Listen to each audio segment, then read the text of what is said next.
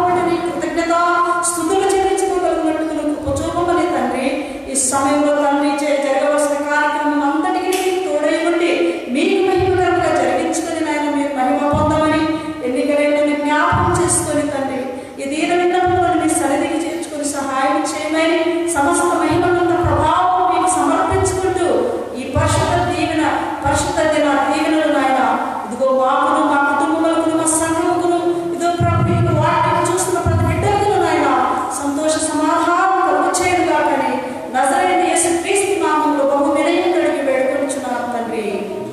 ఆమేన్.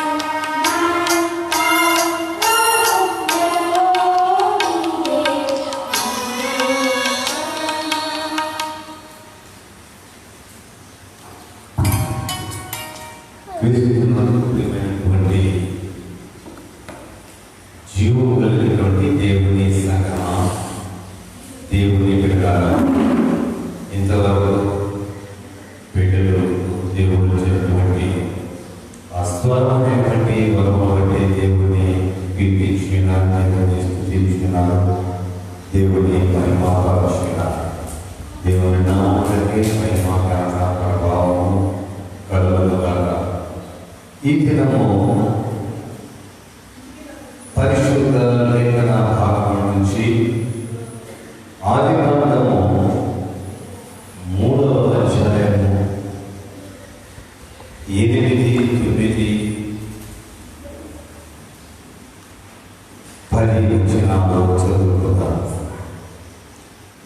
చల్లపూటలో ఆదామును అతని భార్యను తోటలో సంచరించుచున్న దేవుడైన యెహోవా స్వరము విని దేవుడైన యెహోవా ఎదుటికి రాకుండా తోట చెట్ల మధ్యలో దాగుకొనక దేవుడైన యెహోవా ఆదామును పిలిచి, నీవు ఎక్కడ ఉన్నావు అని. అందుకతడు, నేను తోటలో నీ స్వరము వినినప్పుడు దిగంబరంగా ఉంటుంది కనుక భయపడి రావకుంటున్నాను. దేవుడు తన పరిశుద్ధ వాక్యము మన విడివిడిలో దీవించి ఆశీర్వదించులాగా కుమార ప్రార్థన చేస్తున్నాను. ప్రేమ, కృప, కనికరము కలిగినటువంటి మా ప్రియ పరలోకపు తండ్రి, పరిశుద్ధుడా,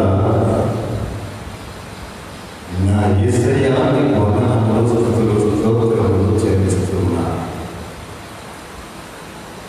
మా జీవిత యాత్రలో మేము ప్రయాణం చేస్తున్నప్పుడు గతించిన కాలం అంతటిలో నీ కృపలతో మమ్మల్ని భద్రపరిచారు.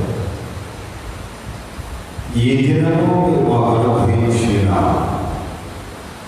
ఈ దినము మాది కాదు, మా ప్రభువైనటువంటి యేసు క్రీస్తు వారి యొక్క పునరుత్థాన దినము, మా ప్రభు దినమని నేను జ్ఞాపకం చేసుకుంటున్నాను.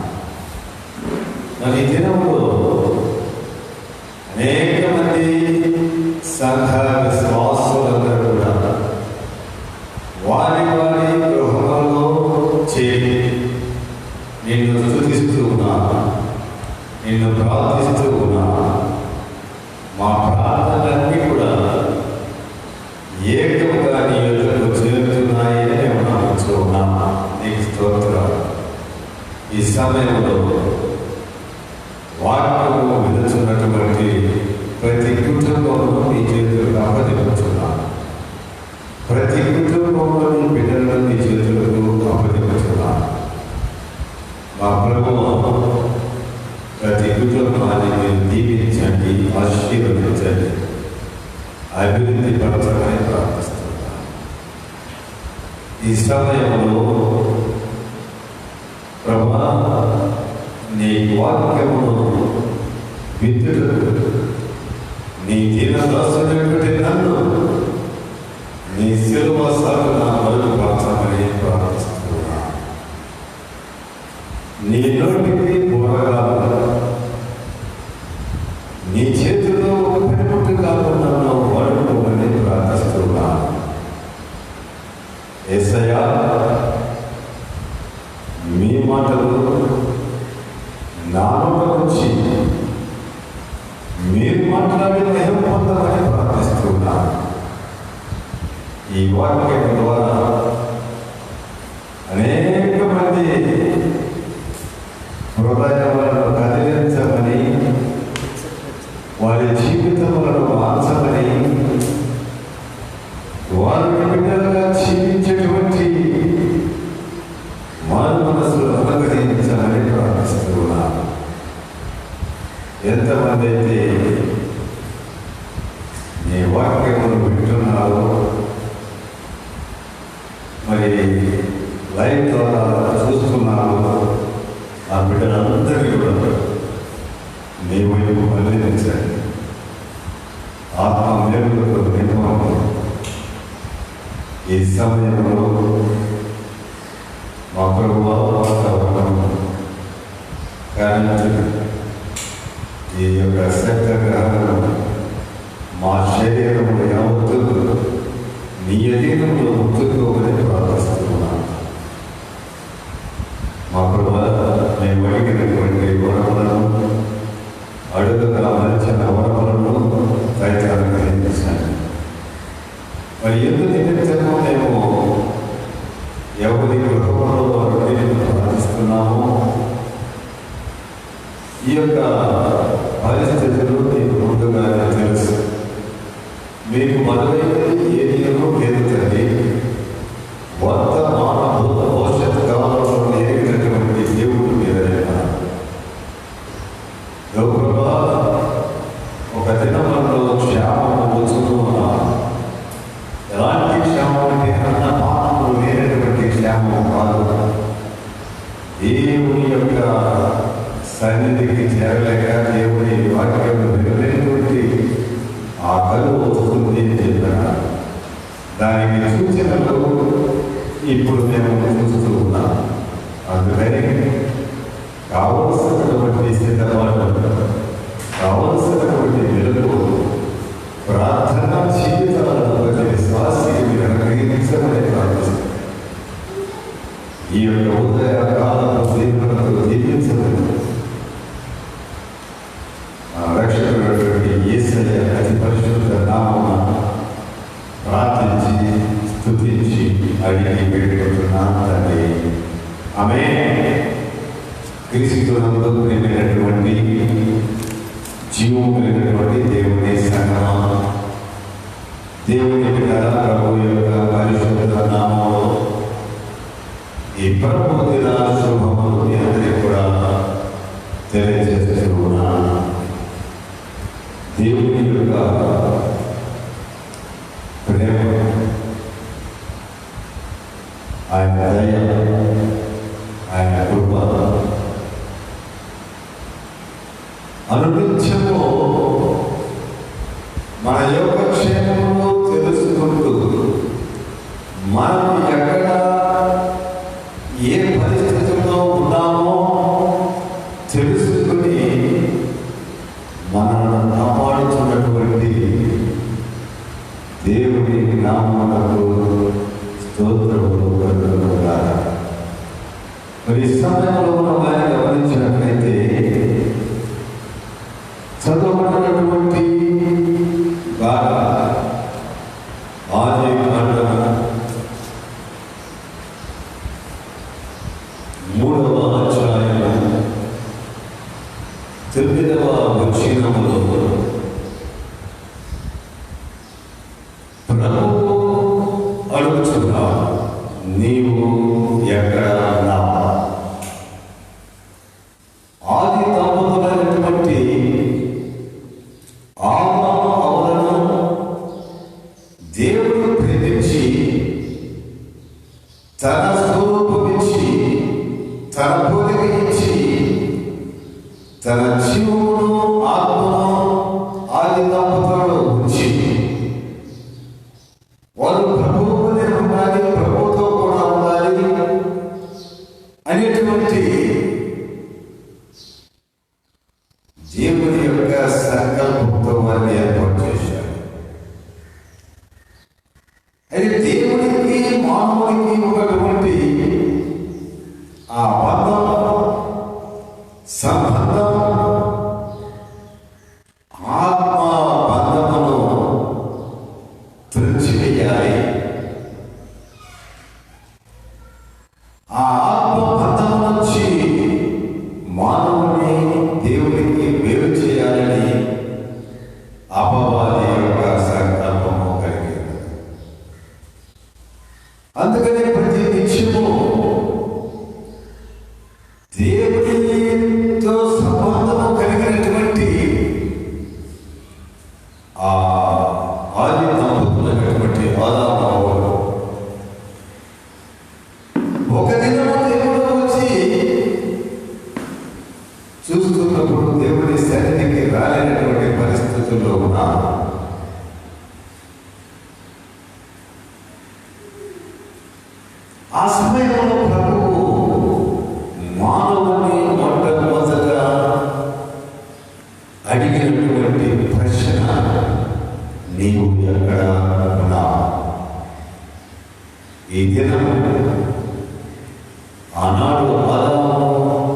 అడిగినాడు. ఇప్పుడైతే ఆయన బిడ్డలైనటువంటి వారు, విశ్వాసులైనటువంటి వారు, క్రైస్తవులైనటువంటి వారు ఎక్కడ ఉన్నప్పటికీ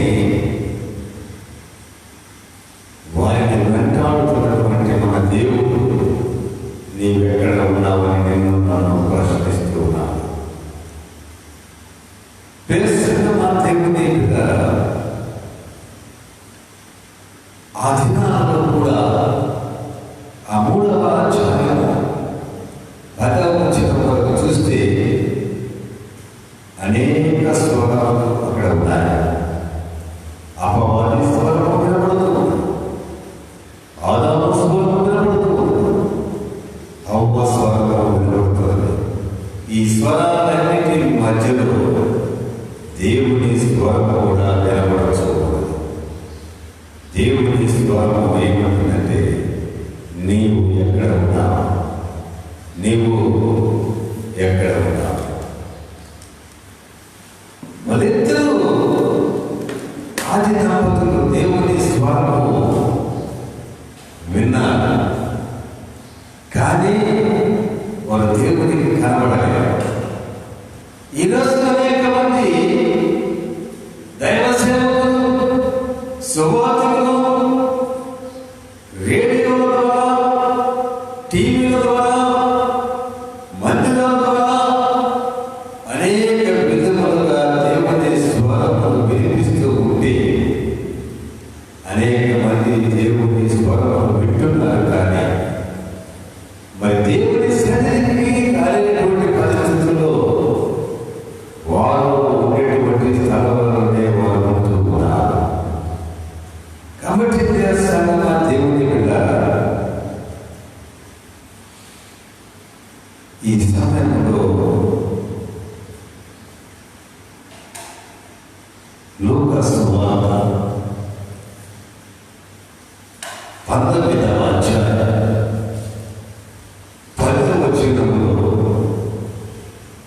యేసు ప్రభువు వచ్చినటువంటి విధానాన్ని, మనిషి కుమారుడు వచ్చిన విధానాన్ని తెలియపరుస్తున్నారు. నశించినటువంటి దానిని వెనక్కి రక్షించుటకు మనిషి కుమారుడు వచ్చాడు. ఎందుకు ప్రభువు వచ్చాడు అనగా, దేవుడు లోకమును ప్రేమించాడు. లోకమనగా మనుషులు. ఆ లోకంలో ఉన్నటువంటి మనుషులైనటువంటి నిన్ను నన్ను ప్రేమించి దేవుడికి అవిధేయత చూపించి ఆజ్ఞను అధికరించి దేవునికి దూరస్తులుగా జీవించుతున్నటువంటి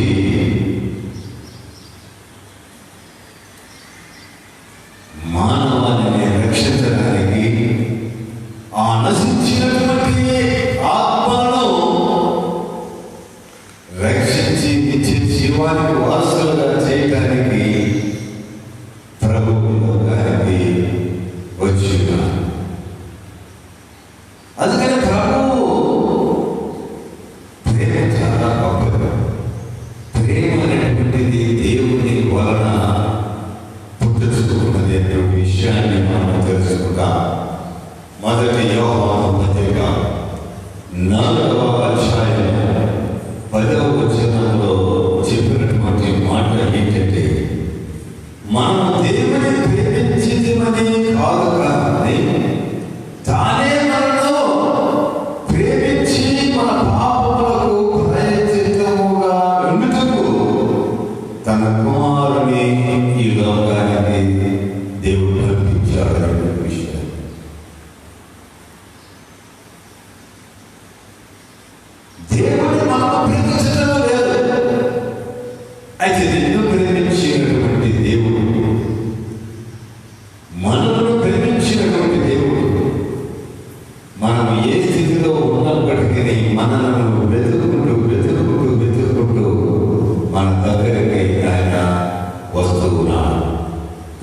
దేవుని అందుకని నశించినటువంటి ఆత్మలను దేవుడు వెతుకుతున్నాడు అనేటువంటి విషయాన్ని ఆయన ప్రేమను మనకు చూపిస్తూ ఉంది. ఆదిలో ఆదాము హవ్వలు ఎక్కడ ఉన్నారు, ఏ పరిస్థితిలో ఉన్నారు, ఎలా ఉన్నారు అనేటువంటి విషయం దేవునికి తెలియక కాదు. వాళ్ళు ఆగ్రహం అధికరించాలన్న విషయము తెలుసు, అపవాది మాటలకు లోనైనారని తెలుసు, మరి దేవుడికి దూరంగా వెళ్ళాలన్నటువంటి విషయము తెలుసు. అయితే ఆ దూరమైనటువంటి మానవుని దేవుని వెతుక్కుంటూ మరి ఆ ఆత్మలను రక్షించాలనేటువంటి భావనతో వారి దగ్గరికి వచ్చినాడు. ఆ వచ్చినప్పుడు ఆదాము ఏ స్థితిలో ఉన్నాడో దేవుడికి తెలుసు, ఎలా ఉన్నాడో తెలుసు. అయినప్పటికీ కూడా ప్రభువు అడుగుతున్నాడు, ఆదామా నీవెక్కడ ఉన్నావు? ఎందుకంటే ఏ స్థితిలో మానవుడు ఉన్నాడో ఆ మానవుని నోట ఆ స్థితి గురించి చెప్పించాలనే దేవుని యొక్క సంకల్పమైనది. ఈ దినము అనేక మంది బిడ్డలు అనేక విధాలుగా ఉన్నారు. ఎక్కడెక్కడ ఉన్నారో ప్రభువు నిన్ను చూస్తూ ఉన్నాడు.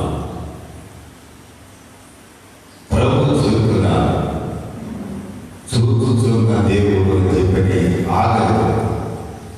నన్ను చూసినటువంటి దేవుడు, ఆదామును చూసినటువంటి దేవుడు, హాగరును చూసినటువంటి దేవుడు నిన్ను కూడా చూస్తున్నా.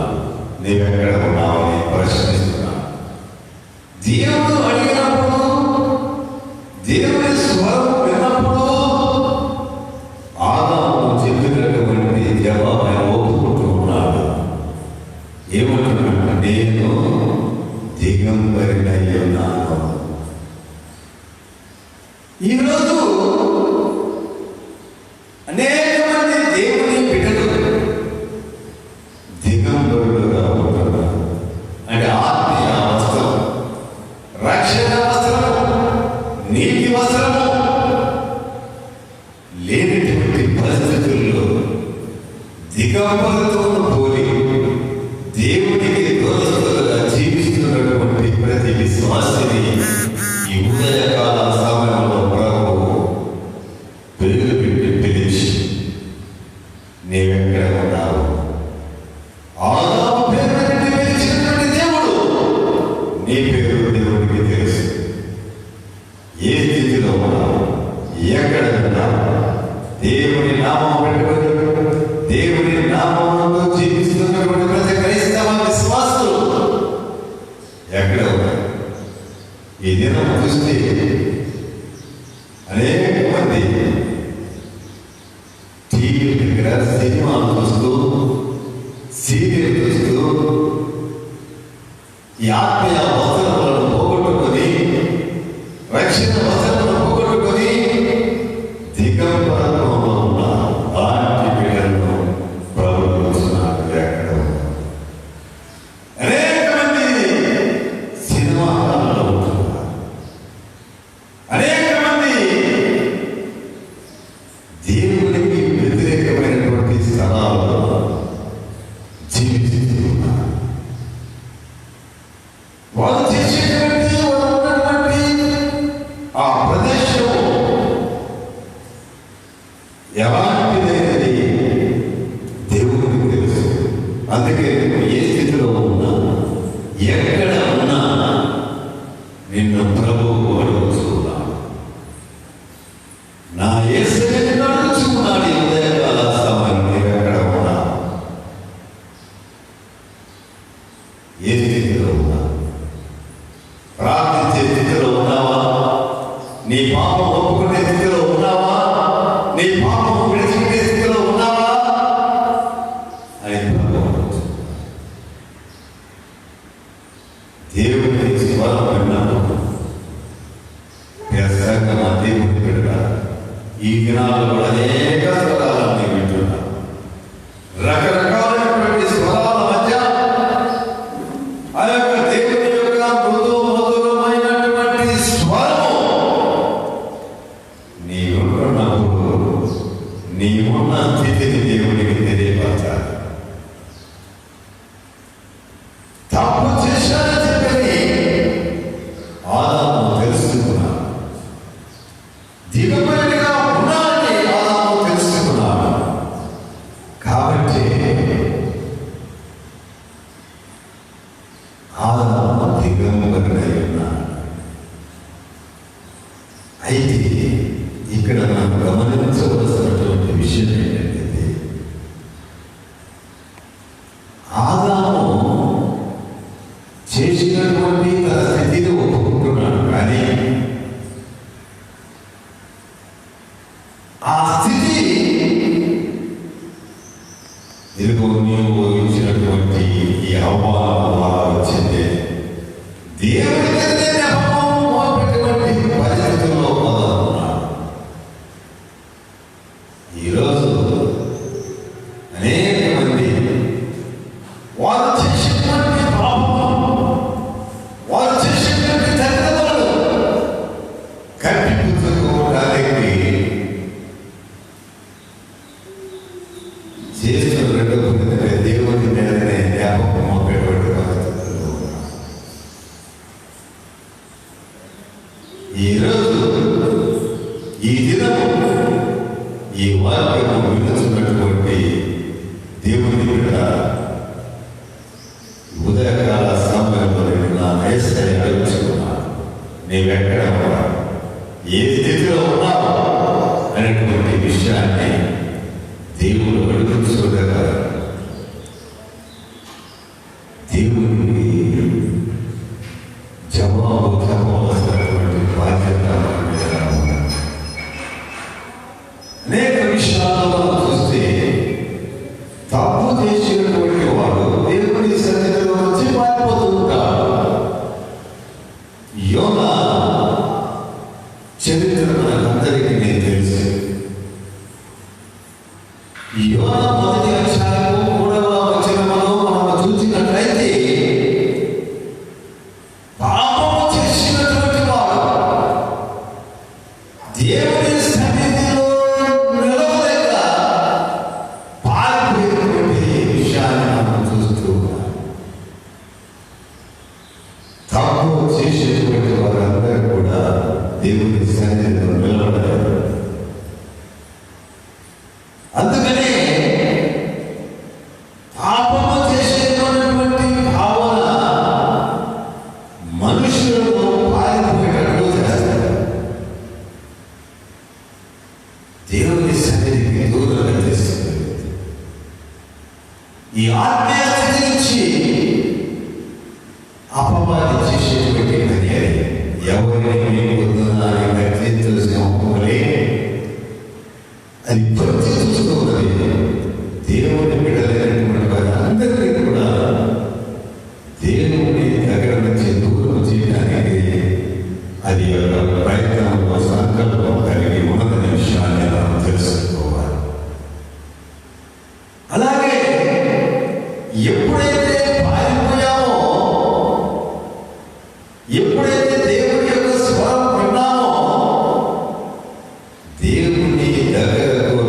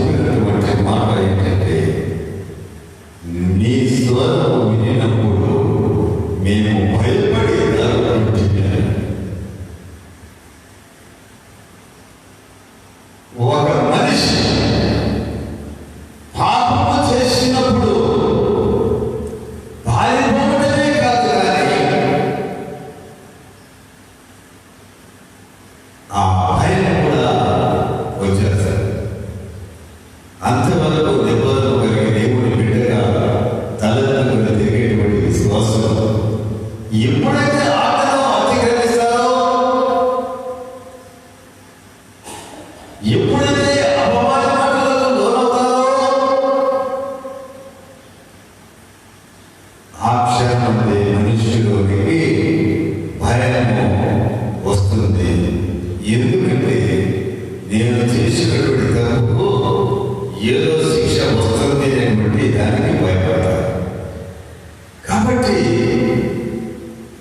ఆ దేవుని సన్నిధిలో నుంచి పారిపోయి స్థితి చేస్తుంది. అయితే తప్పు చేసినటువంటి వారిని మన ప్రభువు వారిని వెంబడిస్తూ ఉంటాడు. ఈరోజు నువ్వు ఎక్కడ ఉన్నావో, ఏ స్థితిలో ఉన్నావో, దేవుడికి దూరస్తులుగా పారిపోయి ఆ పారిపోవడంలో భయపడి వస్తే నిన్ను వెంటాడేటువంటి దేవుడు నా యేసయ్యని ఈ సమయంలో జ్ఞాపకం చేస్తున్నాను.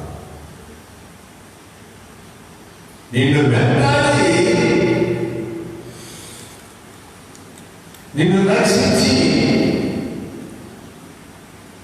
నిత్య జీవానికి తీసుకువెళ్ళడమే దేవుని యోగానికి వచ్చినటువంటి విషయం. కావున ప్రియ సంగమ దేవుని ఈరోజు ఆదాము అడిగినటువంటి దేవుడు నీవెక్కడ, అవమానం అడిగినటువంటి దేవుడు నీవెక్కడ ఉన్నావు? పారిపోయేటువంటి యోనాను చరిత్రలో సూచించినటువంటి దేవుడు నిన్ను రక్షించుకున్నా. నీవెక్కడ ఉన్నావు? ఈ దినం ఈ సమయంలో నీవెక్కడ ఉన్నావు?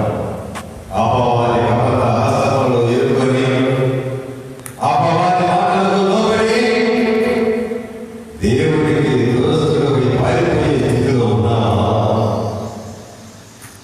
నీ యొక్క హృదయానికి భయం వచ్చేసిందా? అయితే నిన్ను వెంటాడుతున్నాడు నా ప్రభు, నీ దగ్గరికి వచ్చి ఉన్నాడు నా ప్రభు. నీవెక్కడ ఉన్నప్పటికీ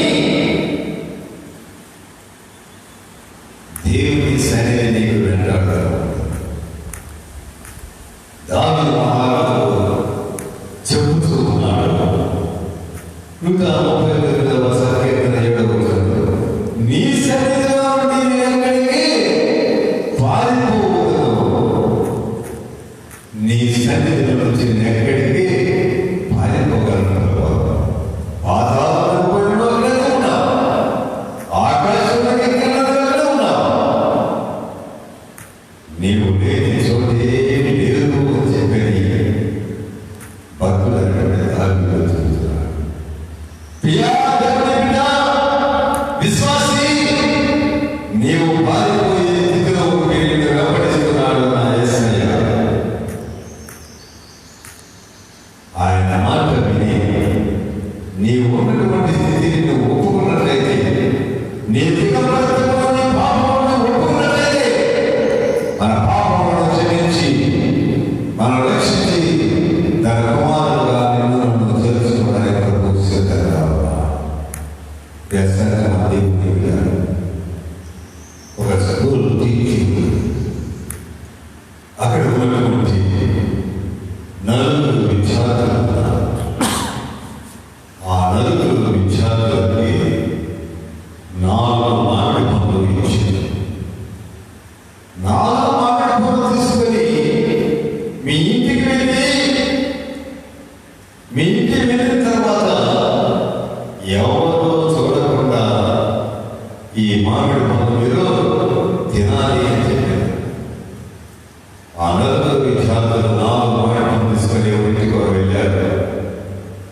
మొదటి విద్యార్థి వాళ్ళ మామీ డాడీ ఎవరు చూడకుండా ఎక్కడో కూర్చొని ఇక్కడ ఎవరు వేరే ఉద్దేశంతో విద్యార్థి కూడా తినేశారు.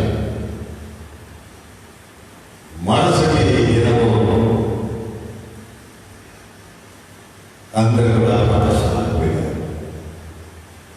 స్కూల్కి వెళ్ళినప్పుడు టీచర్ అడిగింది, 4 మామిడి పండు ఇచ్చారు కదా, ఆ 4 మామిడి పండు మీరు నలుగురు తినేశారా అని చెప్పారు. నేను తినేశానని మొదటి విద్యార్థి ఎలా తినాలో ఎవరికి కనపడకుండా చెప్పారు. రెండవ విద్యార్థి కూడా ఆగి చెప్పారు. మూడవ విద్యార్థి కూడా ఆగి చెప్పారు. అయితే 4వ విద్యార్థి టీచర్ని ఇచ్చినటువంటి మామిడి పండు నేను తినలేకపోయాను అని తీసుకొచ్చి మామిడి పండు టీచర్ ఏమన్నా ఎందుకు తినలేదంటే, మా డాడీ కనపడకుండా తినాలని వెళ్ళాను, మా మమ్మీని కనపడకుండా తినాలని వెళ్ళాను, ఇంట్లో ఉన్నటువంటి మా అప్పటిలకు అన్నదమ్ములకు కనపడకుండా తినాలని అనేక ప్రాంతాలకు వెళ్ళాను.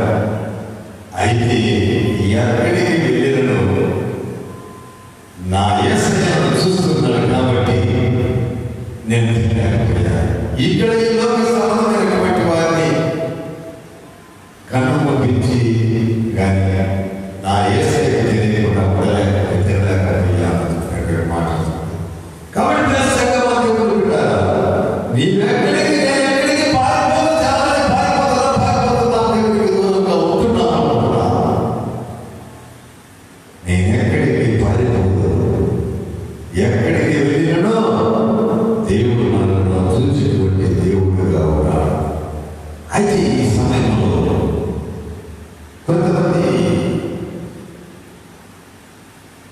విశ్వాసులైతేనేమి ప్రభువును యేసుక్రీస్తును సొంతరక్షగా అంగీకరించినటువంటి వారు, అంగీకరించినటువంటి వారు అనేక మంది ఉన్నారు. ప్రతి మానవునికి ఒక మనస్సు అనేటువంటిది ఉన్నారు.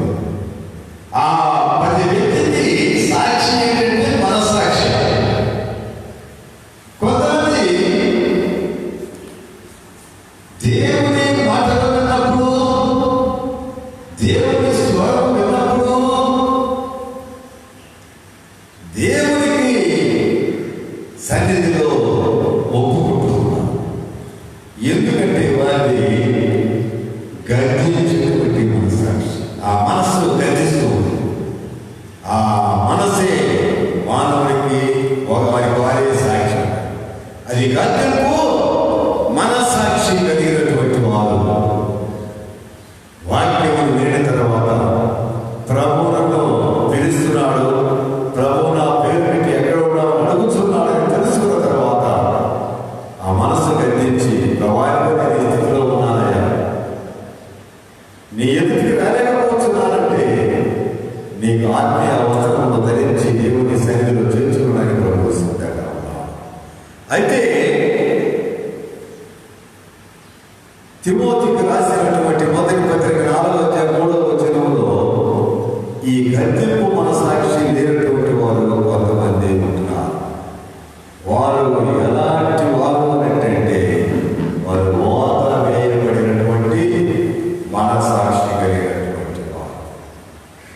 ఆ మనసుకు వాత వేయబడింది. వాతరగా ఒక మనిషికి ఇంతకు ముందు కాదు చెప్పేటువంటి వారు, చిన్న బిడ్డలకు వాతావరణం కనిపించిందంటే ఒక ఇనుప కప్పి తీసుకొని కాల్చి వాత వేయంటారు. ఆ వాత వేసిన కాడ స్పర్శగా మనకి జీవితాన్ని నువ్వు ఇచ్చిన గిల్లిన అక్కడ స్పర్శ తెలియడం ఆ స్థలంలో చాలా మంది వాత వేయబడినటువంటి మనస్సాక్షి అయినటువంటి వారు ఉంటారు. ఆ హృదయానికి ఎన్ని వాక్యాలు చెప్పినా, ఎంతమంది బోధించినా అది గర్జించదు ఆ మనసు. ఎందుకంటే దానికి స్పర్శ లేనటువంటి మనసు. ఎందుకంటే వారు కోరుకునేది నిత్యనాశనమే, నిత్య జీవమును పోగొట్టుకుంటున్నారు. కావున సంగమ దేవుని విడుదల, నీవు ఎక్కడ ఉన్నావు చెప్పినటువంటి ప్రభు ఈ ఉదయకాల సమయంలో ఒకవేళ నీవు పాపం చేసి పాప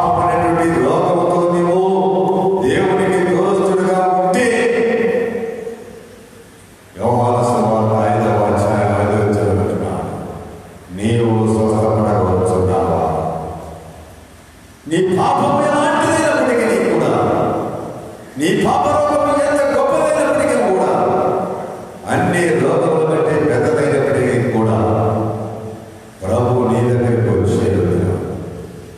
అక్కడ ఒక వ్యక్తిని మనం చూస్తూ ఉన్నాం. 38 సంవత్సరాల నుంచి అదే స్థితిలో ఉన్నటువంటి వ్యక్తి దగ్గరికి యేసు ప్రభు వచ్చాడు. ఎక్కడ ఉన్నావో చెప్పినటువంటి దేవుడు నీవు స్వస్థపడాలని కోరుతున్నావు అని అనొచ్చు. అయితే అనేక మంది గుర్తుసార్లు జరుగుతున్నారు. జనవరి 31 వారమంతా తీర్మానం చేసుకుంటారు. ఈసారి నా యొక్క పుట్టినరోజు నుంచి నేను తీర్మానం చేసుకుంటాను. ఆ స్వస్థతకు వాయిదాలు వేసినటువంటి మనస్సాక్షి కలిగినటువంటి వాడనే ఉంటున్నారు. వ్యాస దేవుని బిడ్డ, ఈ దినం అనుకూలమైనటువంటి సమయం. రక్షణ దినం.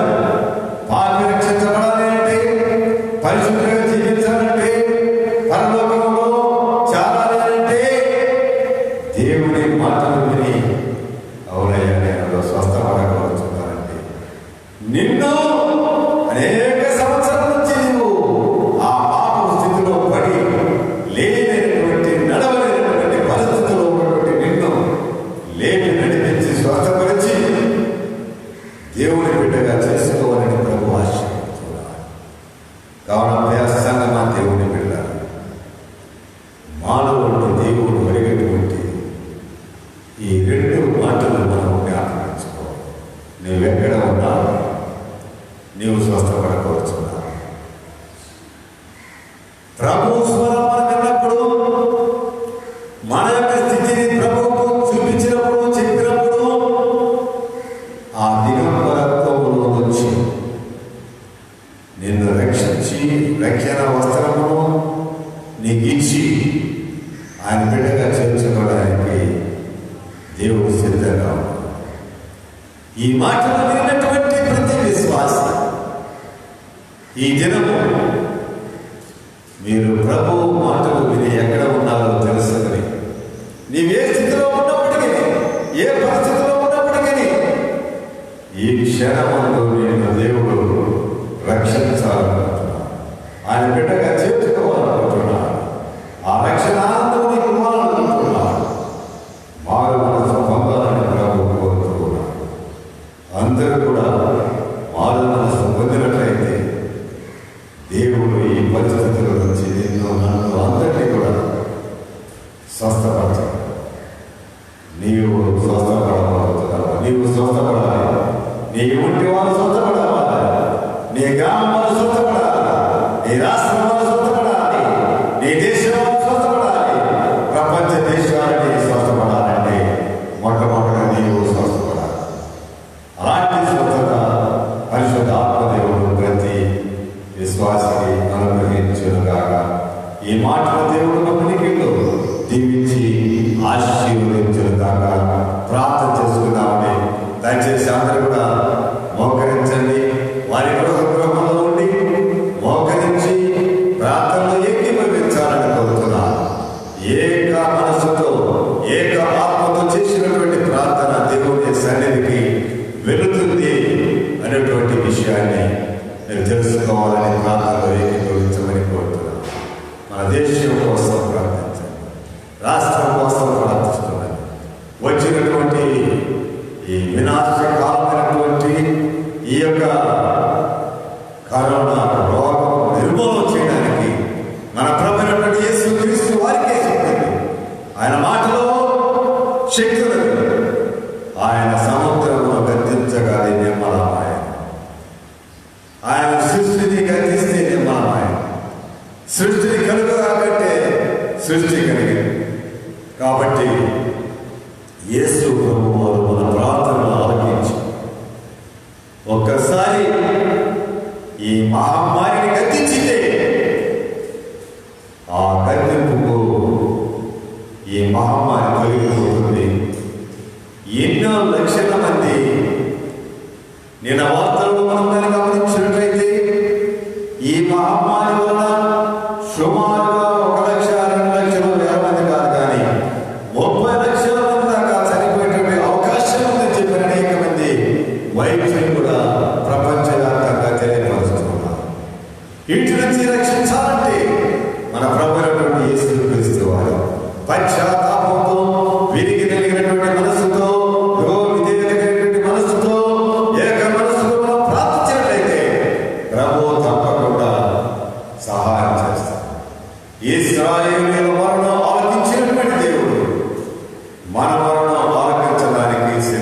ఉండాలి. ముందు మనం స్వస్థత పడాలి, కుటుంబం స్వస్థత పడాలి, రాష్ట్రం స్వస్థత పడాలి, దేవుడు స్వస్థత దేశాన్ని కలిగించాలి. ప్రార్థన చేసుకుంటారు. ప్రేమపైన కృపగల తండ్రి, పరిశుద్ధుడా, నా యేసుని వందనములు, స్తుతులు, స్తోత్రములు చెల్లిస్తూ ఉన్నాను. మా ప్రభువా, ఈ లోకంలో ఉన్నటువంటి వారు ఏ స్థితిలో ఉన్నారో, ఎక్కడ ఉంటున్నారో అందరినీ ఎరిగినటువంటి దేవుడు మీరైనా, మీరు ఉన్నవాడే దేవుడైనా స్తోత్రాలు చెల్లిస్తున్నారు. పాపి ఎక్కడుంటే ఆత్మ నశిస్తుందంటే ఆత్మను రక్షించడానికి వారి దగ్గరనే నీవు ఉంటున్నావు. అయితే ప్రభా, నీ యొక్క స్వార్థం వెళ్ళినటువంటి పరిస్థితుల్లో లోపమైనటువంటి ప్రభా, శరీరాశ, నేత్రాశ, జీవం రామమైనటువంటి స్వరాత్మనే, పాపాత్మనే మానవులు నిండి ఉన్నాము. ఆ స్వరాల నుంచి నీ స్వరం వినేటువంటి మనస్సును ప్రతి బిడ్డకు మీరు అనుగ్రహించమని ప్రార్థిస్తున్నాను. ఈ వాక్యం విన్నటువంటి వారు మారు మనస్సు కొరకు నీ యొక్క సన్నిధిలో వారి స్థితిని ఒప్పుకునేటువంటి వారిగా, వారిలో ఉన్నటువంటి సమస్త పాపలను స్వతంత్ర పద్ధతులకు నీ పాద సన్నిధిలోకి వారిని తీసుకురమ్మని ప్రార్థిస్తున్నాను. మా ప్రభువా, ఇంతవరకు నీ దీన దాసులైనటువంటి నన్ను నీవు నీ బోధగా వాడుకునేటువంటి విధానాన్ని నీకు స్తోత్రాలు చెల్లిస్తున్నాను. గొంతు రాకడితో బాధపడుతున్నప్పుడు ఈ గొంతు రాకడి లేకుండా అంతరాయం కలగకుండా నేను ప్రార్థించి అడిగాము తండ్రి.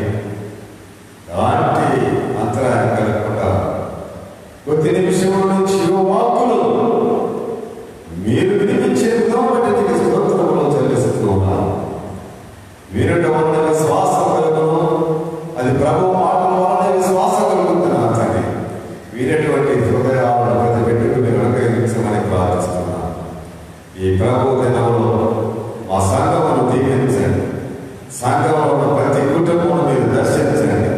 నీ యొక్క వెలుగును, నీ మహిమను, నీ ప్రసన్నతను ప్రతి కుటుంబంలో కుమరించమని ప్రార్థిస్తూ ఉన్నాను. మరి ఎవరెవరికి ఏమేమి అవసరాలు ఉన్నాయో అవసరాలన్నీ కూడా మీరు తీర్చమని ప్రార్థిస్తున్నాను. కుటుంబంలో ఉన్నటువంటి ఒక్కొక్క వ్యక్తితో మీరు మాట్లాడండి.